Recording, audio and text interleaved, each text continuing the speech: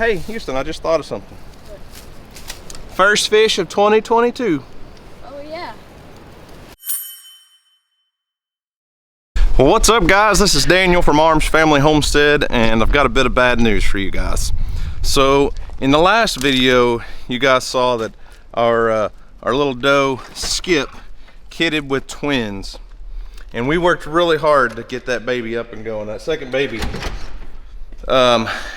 was not doing great from the minute it was born, really.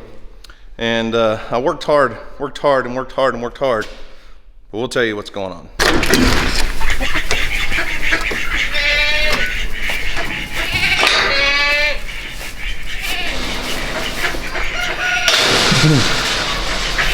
What are you guys doing in the barn?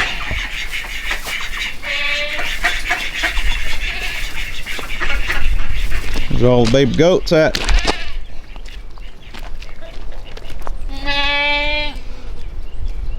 Well, there's a person sitting in all the rocks out here.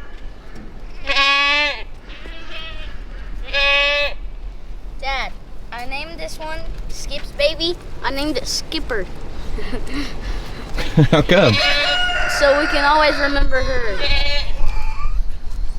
So Houston's just out here chilling with all the baby goats. We're filming this on Sunday afternoon. And so you guys saw that Skip had twins. Skip is right here.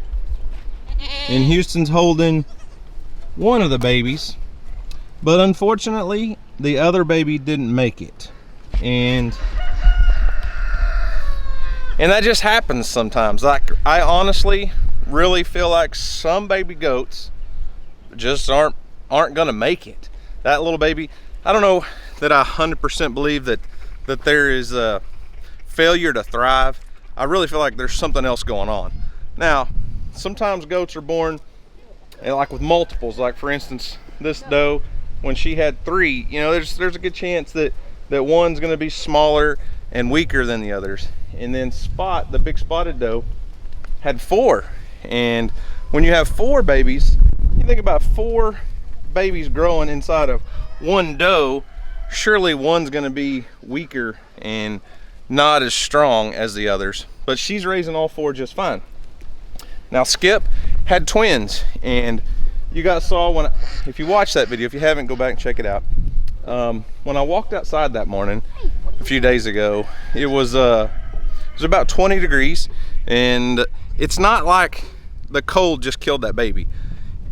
Skip went into labor in the barn in all that hay, and if you guys saw, after she kidded, she didn't stand up for a little while. Something was going on with Skip.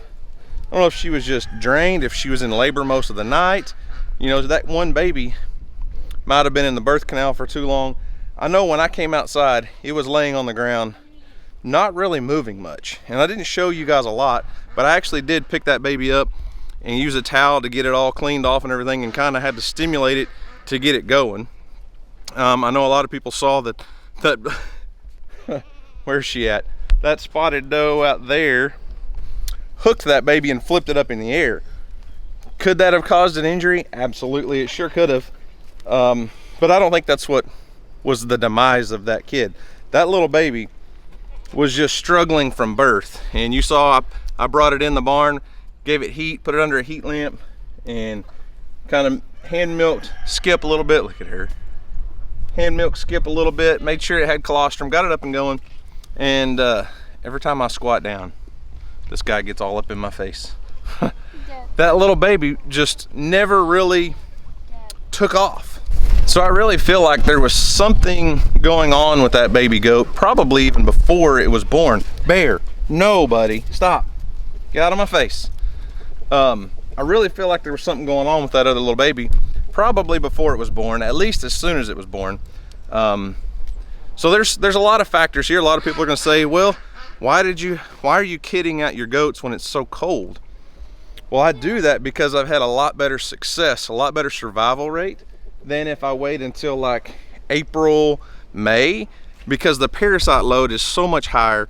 There's flies and lots of bugs. And when I used to kid out later in the spring, yeah, there's a lot more grass, but I had a lot worse survival rates than kidding out early January.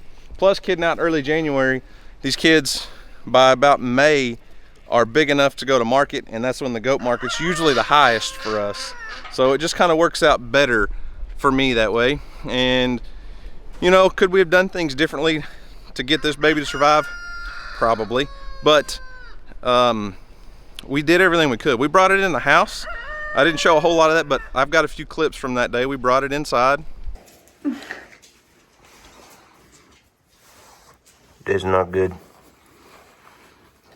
Hey, come back to us. Quit circling the drain. You gonna help her? It's happened before. I was like, I've been there, man. Stay away from the light.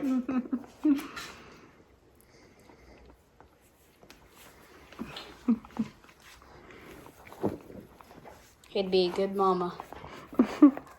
Actually, he wouldn't. He'd be a good daddy, maybe, but not a good mama.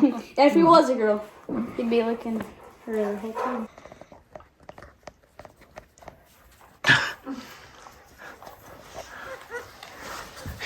Here. Back up on here. Quit going backwards.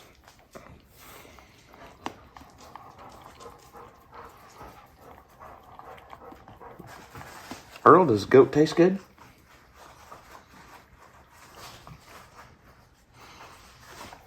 You gonna be all right?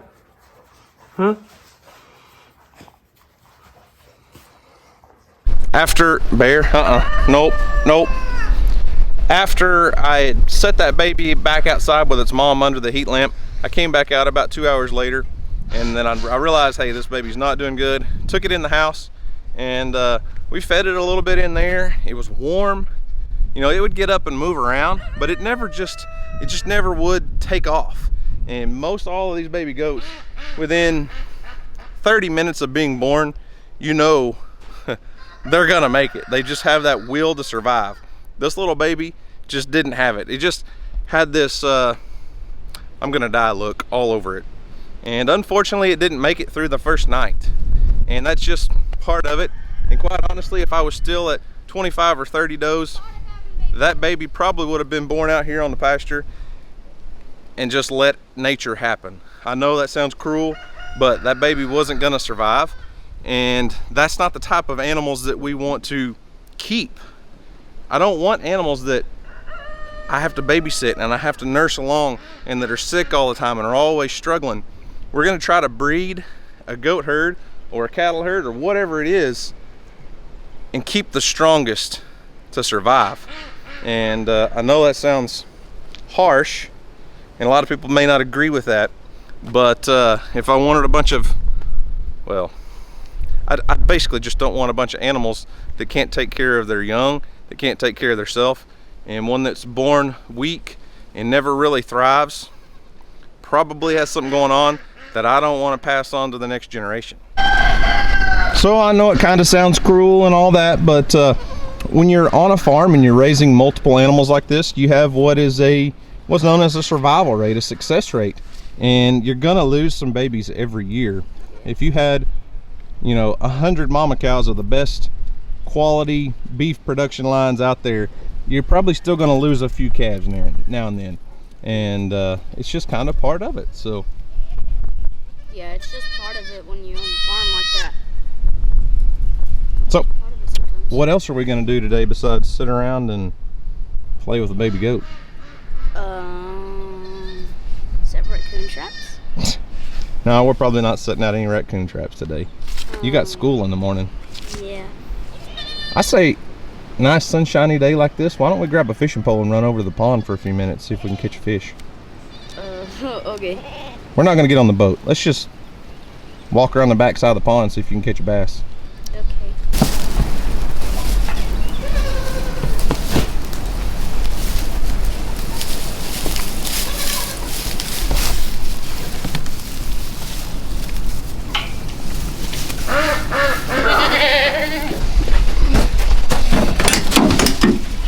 Feels good to have the old Kubota back in the shop, don't it? Yeah.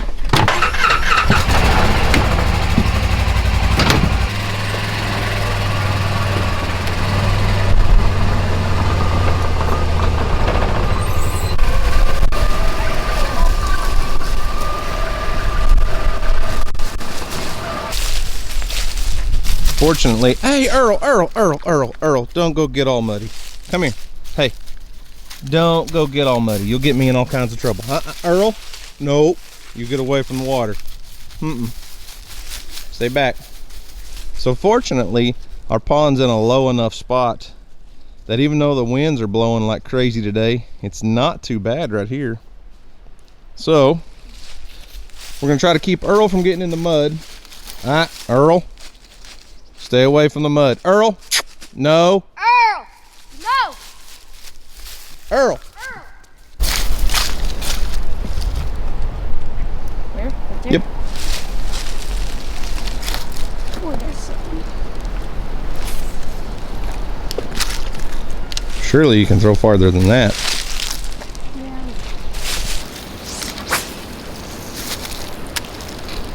Yeah. Earl, come here. Earl, get out of the water. You're gonna get us in trouble.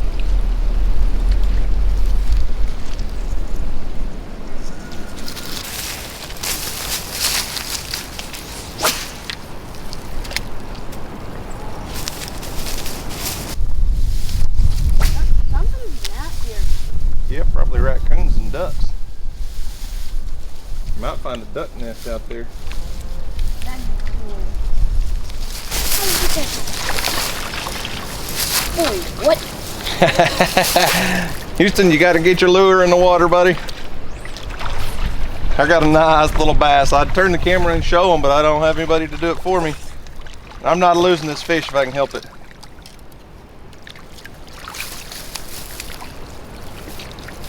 Looky there. Oh, Houston's hung up. Hey, you're gonna have to go out there and get it, buddy.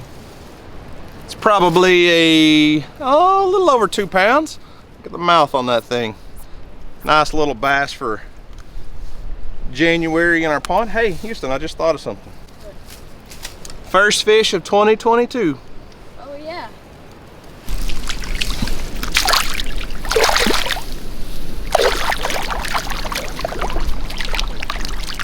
It's like a shark.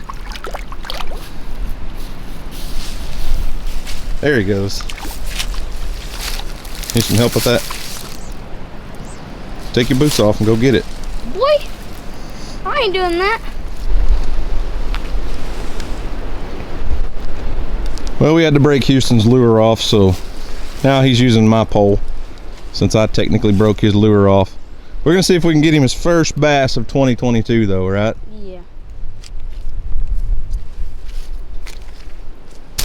Work him around the brush pile. Don't try to force it out of there. You're in a brush pile with fish. Got to work him out of it. Is he out of it? Yeah. You feel like a big one?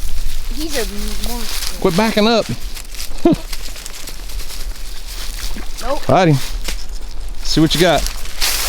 Oh, you said it was a monster. He was pulling hard. Here, hold your fish. Give it some slack, buddy. There you go.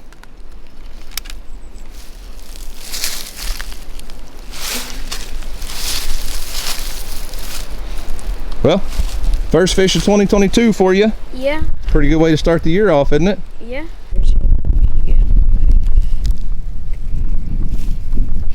Earl, your hair's a blowing in the wind, buddy.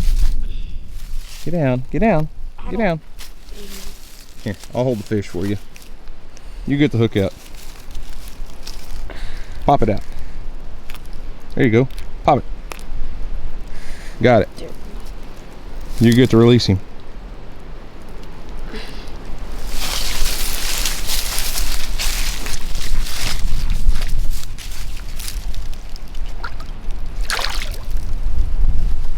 There he goes. He went that way. Yeah, he left a dust cloud going the whole way, didn't he? Yeah. Sweet, give me knuckles. Boom. Caught on that black and blue jig, man. That's always our best lure in this pond right here. You're not supposed to tell them that. Well, they can't come to our pond and fish, so they can know that this is the best lure in our pond. I mean, yeah.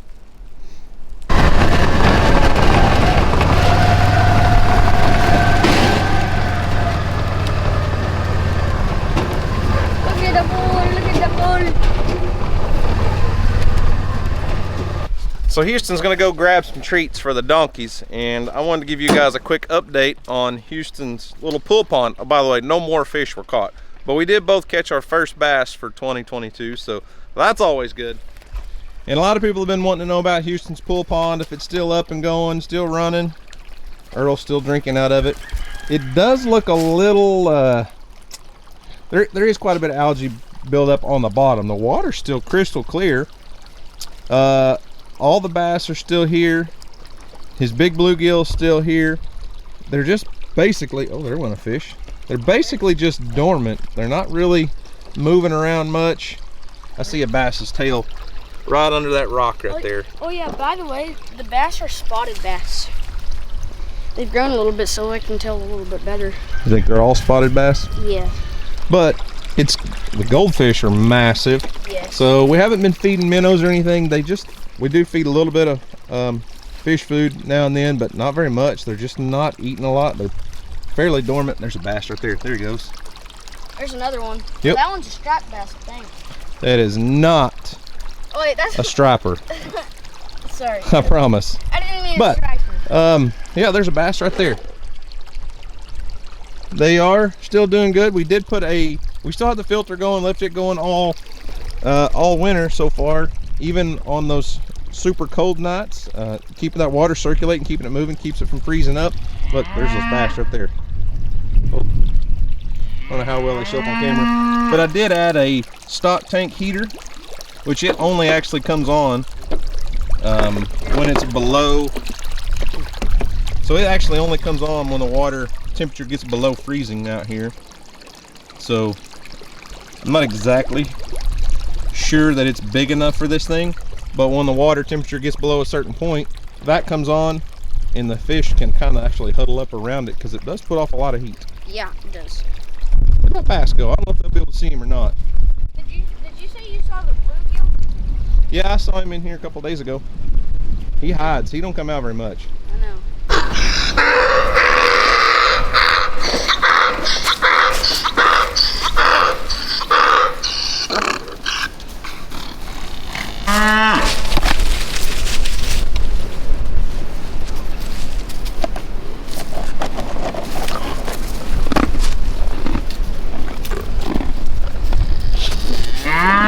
Those are the loudest, crunchiest treats I've ever seen. Yeah. It's like giving a 5-year-old a bunch of crunchy Cheetos. He's just using his lips to get it. Well, let him have it.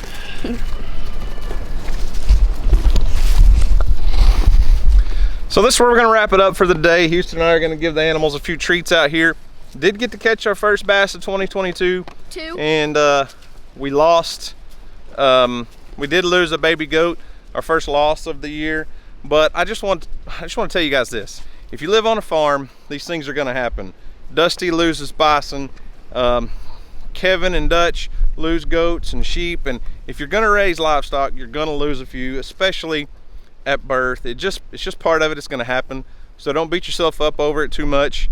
If it becomes a pattern, it may be an issue with your herd. You may have parasites or a deficiency of some sort. It could be something, but if it's just one or two here and there, you're gonna lose a few. It's never fun, but it's just part of it. But anyways, guys, that's all I've got for today. Thanks for watching. I hope you enjoyed it. Y'all have a great day, and as always, we'll see you on the next video. Alpacas don't want these. The cows are not sure about them. It's like your puppy dog.